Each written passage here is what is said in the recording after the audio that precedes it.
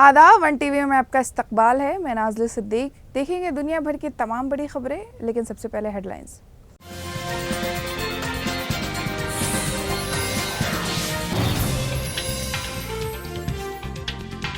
Israel ने जनूबी Lebanon की सरहद पर फास्फोरस बम गिराया और शहरियों को बनाया निशाना।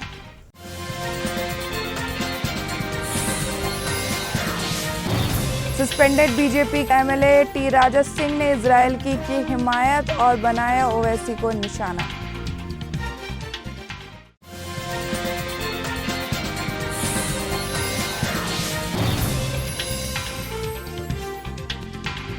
पुणे में देर रात ट्रक की टक्कर से 4 लोगों की मौत।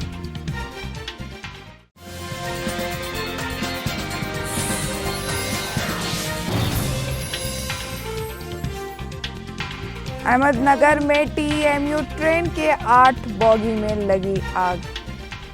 लेबनान की कौमी खबर रसा एजेंसी एनएनए ने मंगल को बताया कि इजराइल ने जनूबी लेबनान की सरहद पर फास्फोरस बम गिराया और शहरियों को निशाना बनाया, जिसमें मुतअद्दिद हलाकात की इतला भी है। एनएनए की खबर के मुताबिक इजरायली फोर्सेज ने लेबनान पर दर्जनों फ्लेयर बम भी बरसाए। खबर रसा एजेंसी ने मजीद कहा कि फ़ज़ाई हमलात ने अल ज़हीरा कस्बे को बराह रास्त निशाना बनाया, जिससे मुतअद्दिद शहरी हलाक और मुतअद्दिद ज़ख्मी हुए, जिन्हें करीबी अस्पतालों में मुंतकिल कर दिया गया।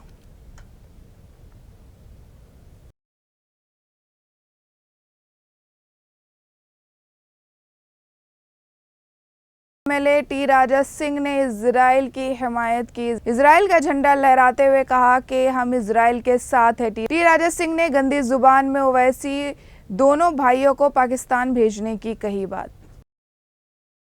एक दर्दनाक हादसे में पुणे में देर रात एक्सीडेंट से 4 लोगों की मौत हो गई। सभी 4 लोग एक ट्रक में सवार थे। पुणे बेंगलुरु नेशनल हाईवे पर वो ट्रक कंटेनर से जा टकराया। टक्कर मारते ही ट्रक में आग लग गई और 4 की मौत हो गई। मरने वालों में 2 नाबालिग भी थे।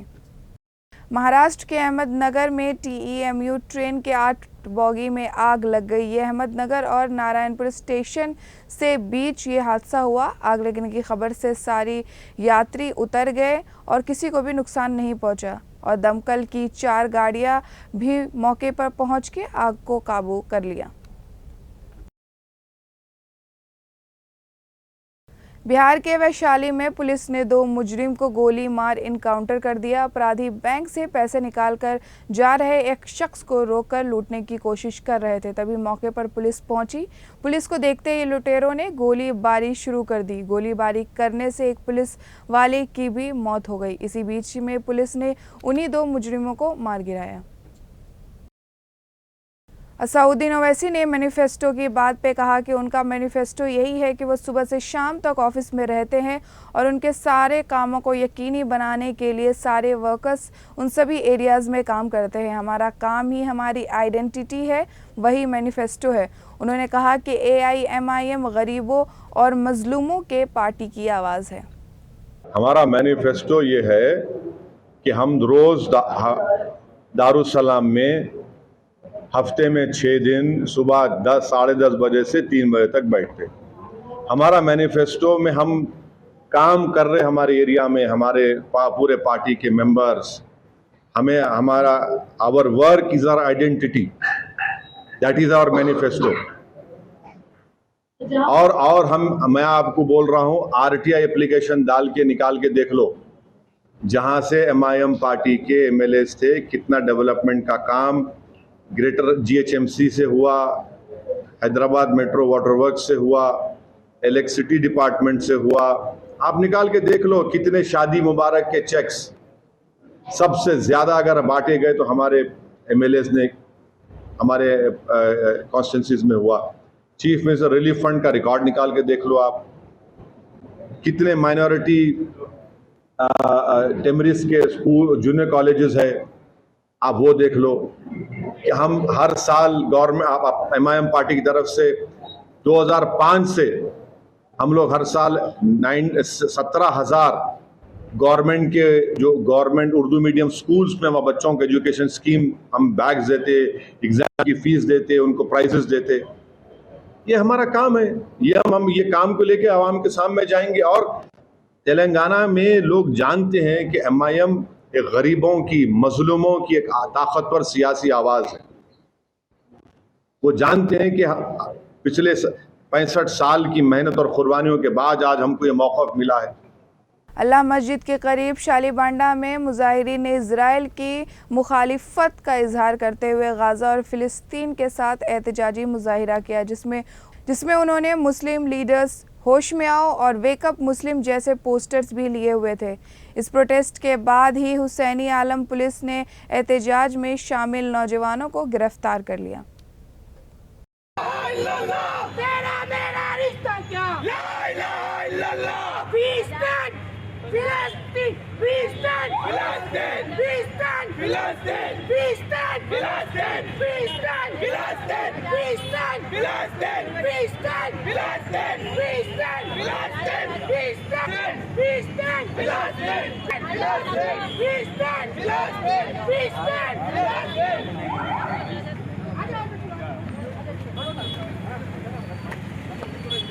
पीर के दिन निजामाबाद के बीजेपी लोकसभा मेंबर धर्मपुरी अरविंद ने इल्ज़ाम लगाया है कि ये एक अफसोसनाक बात है कि कांग्रेस पार्टी ने तेलंगाना के आवाम को 60 साल से ज़्यादा अरसे से धोखा दिया, जबकि BRS पिछले 10 सालों से ऐसा कर रही है। वो पार्टी कारकुनों के एक इजलास से जगटियल में MLA श्रीराम शिंदे के साथ खिताब कर रहे थे।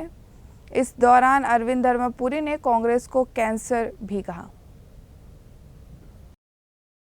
साबिक MLA आकुला लता ने पार्टी से इस्तीफा दे दिया। उन्होंने Telangana women's cooperative development organisation के चेयरमैन के ओहदे से भी इस्तीफा दे दिया। इस मौके पर BRS की मुद्दत में MLAs के जरिए चलाए जाने वाले इंतज़ामिया के मेयार पर तनकीद की गई। आज के लिए बस इतना ही। अब मिलेंगे नई खबर के साथ, तब तक के लिए खुदा हाफिज़।